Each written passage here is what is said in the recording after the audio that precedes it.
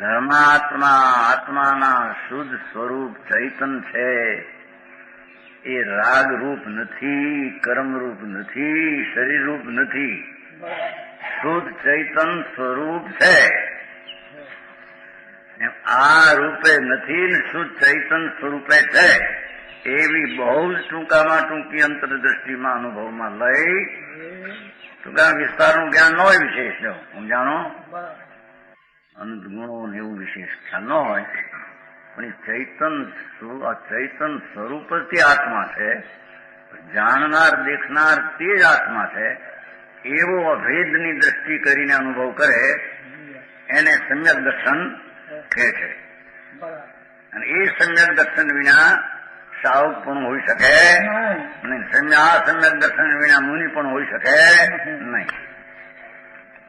સમજાવવાનું કાંઈ બરાબર.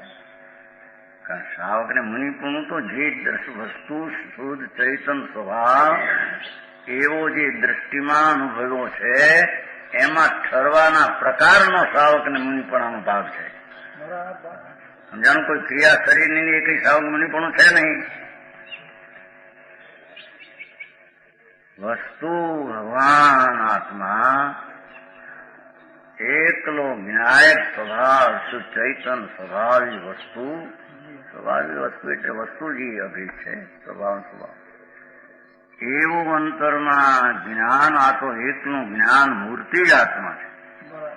એવું ભાન કરીને પછી સ્વરૂપમાં અંતરમાં જેવું જાણ્યું છું સુચૈતન છે એમાં ઠરવાની ક્રિયા થાય એનું નામ વ્રત ને ખરા ચારિત્ર કહેવામાં આવે.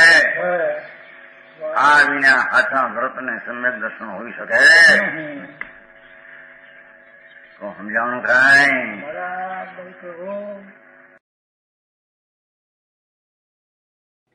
તથાપિ કહાનવાણીના અંકાયે મૂલ્યના કદી.